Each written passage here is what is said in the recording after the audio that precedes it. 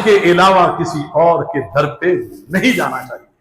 جو ہمارے بھائی جاتے ہیں، یہ پیغام ہم اس لیے دے رہے ہیں کہ گلی گلی شہر شہر بستی بستی جا کے الحمدللہ الحمدللہ ہمارے اہل حدیث بھائی جہاں بھی ہیں، جس بھی گروہ کے ساتھ کوئی بھی جماعت کے ساتھ تعلق ہے، ہمارا ایک ہی نعرہ ہے، ایک الہ ہے، مشکل کشا ہے، حاجت روا ہے، ایک اللہ۔ لیکن پھر بھی اس تحریک کو چلانے کے لیے، کیونکہ اللہ تعالیٰ نے حضرت آدم علیہ السلام سے لے کے آگے کتنے پیغمبر آتے رہے، سب کو یہی دعوت دی، یہی کہا کہ جاؤ زمین پہ جا کے لوگوں کو ایک الہ کی طرف لے کے آؤ، ایک اللہ کی طرف لے کے آؤ، اس الہ کی طرف جس کے متعلق نبی مکرم صلی اللہ تعالی علیہ وسلم سے مختلف اوقات میں مختلف مسائل میں سوال ہوتے رہے۔ ایک دفعہ یوں بھی ہوا، ایک دفعہ، لیکن آگے صحابہ کہتے ہیں اللہ اور اس کا رسول جانے۔ نبی صلی اللہ علیہ وسلم اللہ ایسے نہیں، یہ کہو جیسے اللہ چاہے، جیسے اللہ چاہے۔ اس میں یہ نفی نہیں ہے، یہ خوبی ہے میرے اور آپ کے نبی محمد صلی اللہ علیہ وسلم کی۔ کیوں؟ اگر یہ آپ کرتے تو کہنے والے مکے والے تو کہتے تھے اپنی طرف سے گھڑ کے، اپنی طرف سے منصوبہ بنا کے یہ باتیں کرتا ہے۔ نبی صلی اللہ علیہ وسلم کو یہی کہتے تھے نا۔ یہ کہتے کہتے جہاں تک تنگ آ گئے آپ، مکہ چھوڑنا پڑ گیا۔ کیوں چھوڑا مکہ؟ دل کرتا ہے مکہ چھوڑنے کو؟ کسی کا دل نہیں کرتا۔ دل کرتا ہے مکے جائیں، وہاں جا کے اللہ کے ہاں آہوازاریاں کریں۔ جو وہاں جاتے ہیں، بیت اللہ کو دیکھتے ہیں، دل میں ایک روحانی کیفیت پیدا ہو جاتی ہے، ایک ٹھنڈ پیدا ہوتی ہے، پتہ لگتا ہے کہ کچھ چیز اتر رہی ہے، جو مانگتے ہیں وہ عطا ہوتا ہے، وہ دے دیا جاتا ہے۔ میرے بھائیوں، مشکلات ہیں، مسائل ہوتے رہتے ہیں، ہوتے رہیں گے۔ میرے اور آپ کے نبی بات جہاں سے شروع ہوئی، مکے والوں نے تنگ کر دیا، آخر کار یہ وقت آ گیا کہ مکے میں رہنا دوبر ہو گیا، مکے میں رہنا مشکل ہو گیا۔ نبی مکرم صلی اللہ علیہ وسلم نے اپنے رب سے اجازت طلب کی، کئی دفعہ اجازت طلب کی، لیکن اجازت نہ ملی۔ ایک وقت آیا، پھر اللہ نے مکہ چھوڑنے کی اجازت دی۔ پھر آپ نے سیدنا ابو بکر رضی اللہ تعالیٰ عنہ کو جا کے کہا، ابو بکر خوش ہو جاؤ، اللہ نے اجازت دے دی ہے۔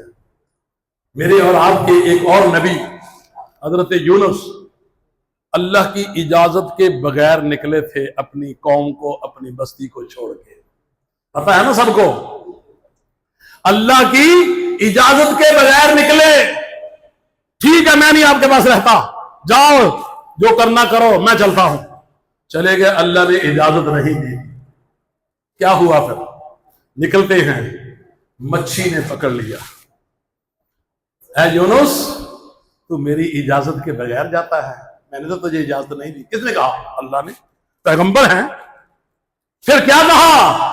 اللہ تو ناراض ہے، لا الہ الا انت سبحانک انی کنت من الظالمین۔ اے اللہ، میں نے اپنی جان پہ ظلم کر لیا۔ جزاک اللہ، نرمال تو ہے میرے پاس، چلو برکت کیا بات۔ اے اللہ، میں نے اپنی جان پہ ظلم کر لیا، کیا تیری اجازت کے بغیر؟ ابراہیم علیہ السلام کو بھی اللہ نے اجازت دی تو چھوڑا۔ جتنے بھی پیغمبر ہیں، اللہ کی اجازت کے بغیر جس بستی کی طرف اللہ نے مبعوث کیا ہو، اللہ کی اجازت کے بغیر وہاں سے بستی کو چھوڑ نہیں سکتے۔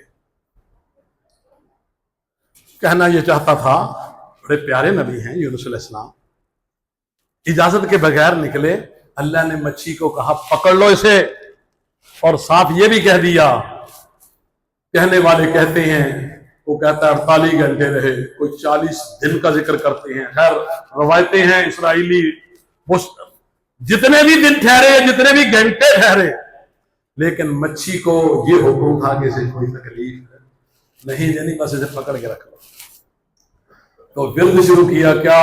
لا الہ الا انت सुबहानक इन्नी कुन्तु मिनज़्ज़ालिमीन, अल्लाह मैंने जुल्म कर लिया है। मेरे और आपके बाबा जब जन्नत से निकले थे क्या कहा था? रब्बना ज़लमना अनफुसना व इन लम तग़फिर लना व तरहमना लनकूनन्न मिनल खासिरीन। यानी इंसान जितने भी हैं, हत्ता के अंबिया भी गलतियां हो जाती हैं, लेकिन फौरन रजू का आर्डर है। इसलिए मैं अब आपसे कहूंगा, कोई कहे मैं बड़ा पाकबाज़ा हूं, मैं बड़ा वली हूं, मैं बड़ा नमाज पर्दा में तहज्जुद गुजार, मेरे भाइयों कोई भी नहीं। अल्लाह के आबोज़ान में क्या करो, रोया करो उस इलाह के सामने जिस इलाह के लिए मैंने इब्तिदा से बात शुरू की कि लोगों एक ही हमारा इलाह है, ला इलाहा, नहीं कोई इलाह मगर इल्लल्लाह, मगर एक अल्लाह। जब हम ये कहते हैं फिर इसमें अमलन वमा क़दरुल्लाह हक़्क़ क़द्रिही, हमने वो हक अदा नहीं किया। हर मुमकिन जब भी अल्लाह के हुजूर आए, मस्जिद में आए, कुरान की तलावत करें खुशू खुशू से। ये दो वाक़े, एक कुरान पाक के सूरह कलम से और एक बुखारी और मुस्लिम का वाक़या, दोनों मैंने, यानी उन्होंने थोड़ा सा इरादा किया, लेने वाले ना अहल हैं, यानी ना हक है जाहिरन जाहिरन, हकीकत में वो हकदार थे। हदीस के अल्फाज हैं, उस बंदे ने जिसने ये सदका दिया था ना, उसने कहा कि ये मैंने अगर जानिया को दे दिया है, मुमकिन है वो अपने इस करतूत से, इस फेल से बाज आ जाए। और आई हदीस के अल्फाज हैं कि उसने सोचा घर जाके, आज मुझे कोई गलत काम करने पे बगैर उजरत मिली है, मैं उस रब के सामने आहुजारी तो करूं। कहती है उसके बाद तौबा कर ली उसने, अल्लाह ने उसको सीधे रास्ते पे लगा दिया। और ऐसे ही चोर जब घर गया, उसने जाके अल्लाह के हुजूर दुआ की, या अल्लाह आज तो मैंने कोई डाका मारा ही नहीं है, किसी चोर को लूटा ही नहीं है, वैसे ही पैसे दे दिए, या अल्लाह फिर तू मुझे ऐसे ही दे दिया कर। अल्लाह ने वो असबाब बना दिए, चोरी छोड़ दी उसने। इसी तरह जो मुतमव्वल था, एक गनी आदमी था, वो आदमी भी घर गया, कहने लगा यार मैं इतना अमीर आदमी हूं, ये नॉर्मल है मेरे सामने, मैं तो ये मेरी फला फैक्ट्री, मेरा फला बाग, फला ये चीजें, जायदादें, जमीनें, मैं तो बड़ा अमीर आदमी हूं, ये एक छोटा सा मेरी हैसियत जब मेरे सामने, इसकी तो हैसियत ही नहीं है, ये तो एक नॉर्मल आदमी है, ये अल्लाह की राह में सदके करता फिरता है, मुझे भी कुछ सोचना चाहिए। कहते हैं उसने भी सदका देना शुरू कर दिया। अल्लाह ताला ने तीनों को राहे रास्त में लगा दिया उस बंदे के इखलास की वजह से। कहना ये चाहता हूं भाइयों, जिस कदर मेरे और आप में इखलास होगा अल्लाह के यहां, उतना ही मकबूल हो के आज नहीं तो कल। ये हदीस अना इंद ज़न्नि अब्दी, अब सोचिए इसकी तरफ। अल्लाह ताला कहते हैं मेरे मुतल्लिक जिस तरह का गुमान रख के और लोगों तुम सोचोगे, तुम्हारी सोच के मुताबिक मैं वैसे ही कर दूंगा। इन ज़करनी, अगर तुमने मेरा जिक्र किया आम लोगों में तो मैं तुम्हारा जिक्र कर दूंगा आम लोगों में, अगर तुमने अहम लोगों में मेरा जिक्र किया तो मैं तुम्हारे चर्चे कर दूंगा। अल्लाह कहती है फी मलाइल आला, हदीस के लफ्ज है कि तुम अगर लोगों में मेरे चर्चे करोगे, क्या अल्लाह के चर्चे क्या है कि लोगों कहो ला इलाहा इल्लल्लाह, इस कलमे को गली गली शहर शहर पहुंचा दो कि लोगों नफे नुकसान का मालिक कोई नहीं, सिर्फ एक इलाह है। ये आवाज लगाओ, कह दो, हर बंदे को समझा दो कि ला इलाहा इल्लल्लाह मुहम्मदुर रसूलुल्लाह।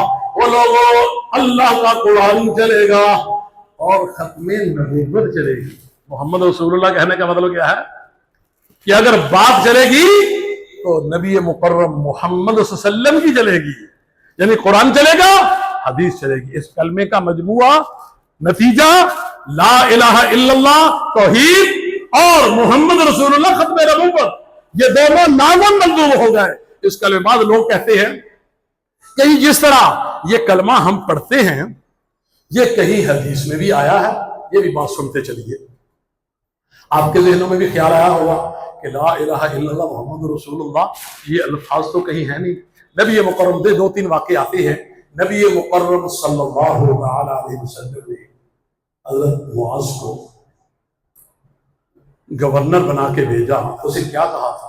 اے معاذ، جب آپ نے قوم کو واض و نصیحت کرنی ہے نا، سب سے پہلے اللہ کی توحید سنانی ہے اور میرا یعنی کہنا ہے لوگوں کو، یہ کلمہ پڑھانا ہے. کیا؟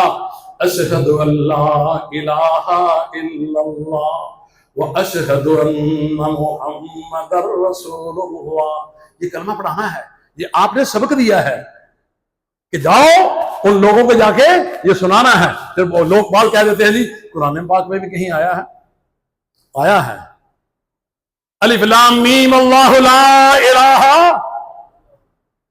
الا اللہ هو الحی القیوم. آیت الکرسی لا الہ الا هو الحی القیوم. یا پھر آل عمران کو شروع سے دیکھ لو لوگوں، الف لام میم اللہ لا الہ، یعنی نہیں کوئی الہ مگر ایک الہ. الف لام میم اللہ لا الہ الا هو الحی القیوم. یہاں ذکر آ گیا. اور آگے جہاں لقد صدق الذی ارسل رسولہ بالہدی ودین الحق، تو اللہ وہ ذات ہے جس نے پیغمبر کو بھیجا.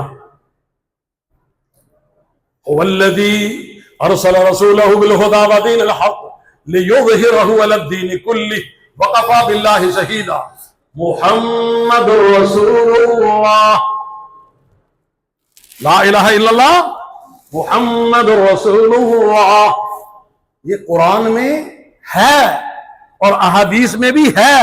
بعض لوگ یہ اعتراض کرتے ہیں کہ اس طرح نہیں ہے جس طرح ہم یہ کلمہ پڑھتے ہیں. اور بھائیو، یہ ترتیب امت کے پاس آئی، ہم نے وہ سیکھ لی، نبی سے صحابہ کو سکھا دی کہ آپ نے یہ سبق دیا ہے، ہم نے اپنی طرح سے کوئی چیز نہیں بنائی.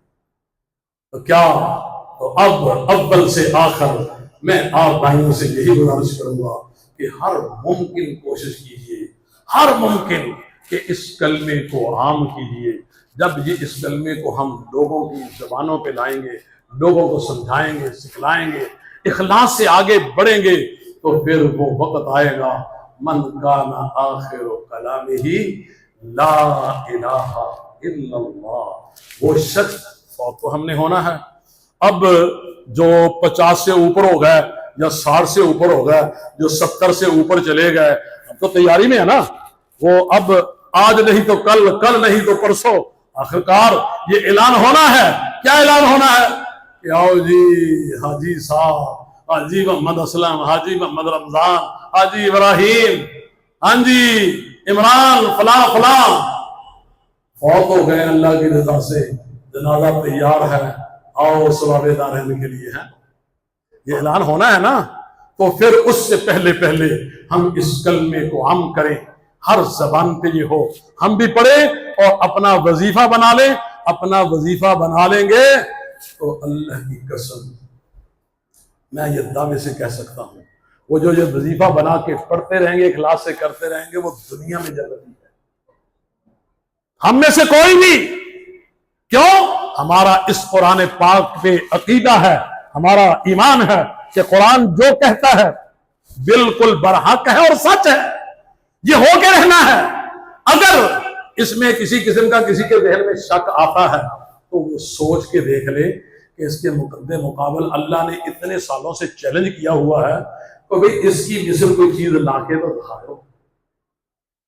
اور قرآن پورا نہیں، کوئی سورت لے آؤ، سورت نہیں کوئی آیت لے آؤ، کوئی نہیں لا سکا. بڑا زور لگایا، آخر کار نتیجہ کیا نکلا ہے؟ لوگ بے بس ہو گئے. کیوں؟ اللہ نے وعدہ کیا ہے میں خود اس کا انا نحن نزلنا الذکر وانا لہ لحافظون، میں خود خدا اس کو اتارنے والا ہوں، اس کا محافظ بھی میں ہی ہوں. اب دیکھیے نا، جو اس کو حفظ کر لیتا ہے اسے کیا کہتے ہیں؟ حافظ، حفاظت کرنے والا. نمائندہ تو اصل اللہ نے بنایا اس کو. ظاہراً ہم کہتے ہیں نا وہ حافظ، جی حافظ جی، حفاظت اللہ کرنے والے ہیں. کیوں؟ اس نے قرآن حفظ کر لیا تو وہ بھی حافظ بن گیا، حافظ کہلانے لگ گیا. تو میرے بھائیوں، اللہ کی اس کتاب کی طرف آئیے. ہر گھر میں یہ نسخے ہونے چاہیے. اور میں یہاں سے یہ بھی عرض کروں، میرے قائد میاں محمد جلیل صاحب حفظہ اللہ نے انہیں موقع دیا. نظامت چھوڑی انہوں نے، لیکن نظامت چھوڑ کے جو انہوں نے کام کر دیا ہے نا، یہ اس کی نظامت جیسی سینکڑوں چیزیں آ جائیں. اور تفسیر لکھ دی نا قرآن پاک کی، سینکڑوں کام کر جاتے، لیکن اس طرح کا کام جو انہوں نے کیا ہے، فہم القرآن لکھ دی ہے. میں سمجھتا ہوں آپ کے گھر گھر میں ایک قرآن ہونا چاہیے. موقع ملے تو کھول کے پڑھ لیا کرو. جب آپ ترجمے سے قرآن پڑھیں گے تو آپ کے دلوں پہ انشاءاللہ یہ قرآن اثر کرے گا. ویسے عربی پڑھیں گے پتہ ہی نہیں چلنا. وہ جب زبان ہی نہیں آتی، ہمیں کیا پتا کیا کہتا ہے قرآن. اس کو اردو زبان، ہم کیونکہ ہماری زبان ہے ہم سمجھتے ہیں، اردو میں جب اس کو پڑھو گے تو بھائیو تو سمجھ آئے گی، تو پھر ہم اس کے مطابق سوچنے پہ مجبور ہو جائیں گے. میں بھائیوں سے یہ عرض کر رہا ہوں تو ہر ممکن کوشش کیجئے میاں صاحب کا یہ لکھا ہوا نسخہ فہم القرآن تفسیر گھر گھر لے آئیں. اگر وہ منڈی میں شارٹ ہو، بازار میں نہیں ہے، حافظ عبدالسلام بھٹوی صاحب والا وہ لے لیں. لیکن الحمدللہ میاں صاحب کا قرآن تفسیر اس وقت موجود ہے. تو بھائیوں سے یہ میں ان کی یہ تو نہیں کہنے لگا کہ ان کی یہ وکالت کرو، نہیں، آپ کو سمجھانے کے لیے کہہ رہا ہوں. قرآن ترجمے والا اگر وہ نہیں تو اور بھی لے لیں، لیکن پڑھے صحیح. بھائیوں اگر قرآن ترجمے والا پڑھو گے تو انشاءاللہ العزیز ہمارے گھروں میں خصوصی رحمتوں کا نزول ہو جائے گا. آئیے اس آیت کی طرف. اللہ تعالیٰ شروع میں نے پڑھی، من عمل صالحا من ذکر او انثی. دنیا میں کوئی مذکر ہو یا مؤنث ہو، من عمل صالحا من ذکر او انثی وهو مؤمن، شرط یہ ہے کہ وہ مومن ہو، ایمان والا ہو. فَلَنُحْيِيَنَّهُ حَيَاةً طَيِّبَةً. اللہ تعالیٰ اعلان کرتے ہیں کہ ہم اس کو لوگوں کے سامنے ایک ماڈل بنا دیں گے جو اچھے کام کرے گا. اگر ہمیں ہر انسان یہ سوچ لے تو میرا اور آپ کا ملک، یہ گلی محلے سارے ہی بہتر ہونے شروع ہو جائیں گے، جھگڑے ختم ہو جائیں گے، بہتر سے بہتر کام کریں. اسی کی طرف اشارہ اللہ تعالیٰ کہتے ہیں، من عمل صالحا من ذکر او انثی وهو مؤمن فلنحيينه حیاة طیبہ وَلَنَجْزِيَنَّهُمْ أَجْرَهُمْ بِأَحْسَنِ مَا كَانُوا يَعْمَلُونَ. پھر یہی بس نہیں کہ تمہیں یہ کام دے دی، نہیں، تمہارے اس کیے کا کل قیامت کے دن بھی جزا دی جائے گی. اسی کی طرف اشارہ تھا، ان الذین آمنوا وعملوا الصالحات، بے شک وہ لوگ جو ایمان لائے اور کام کیے اچھے، اللہ تعالیٰ کہتے ہیں کانت لہم جنات الفردوس نزلا. اور دنیا میں جو اچھے کام کرو گے، میرے اس قرآن کے مطابق زندگی گزارو گے، میرے نبی کے فرامین کے مطابق زندگی گزارو گے، کانت لہم جنات الفردوس نزلا، کل قیامت کے دن تمہاری مہمانی میں نے جنت الفردوس کو تیار کر رکھا ہے.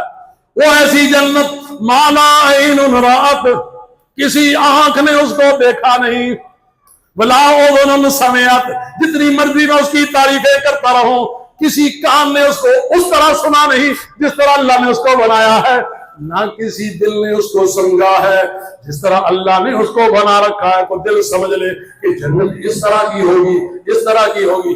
ما لا عین رأت ولا اذن سمعت ولا خطر علی قلب بشر. اور جو مرضی سوچتے رہو، اللہ تعالیٰ فرماتے ہیں میں ان لوگوں کے لیے ان الذین آمنوا وعملوا الصالحات کانت لہم جنات الفردوس نزلا، میں ان کے لیے، ان کی مہمانی کے لیے جنت الفردوس کو تیار کر رکھا ہے.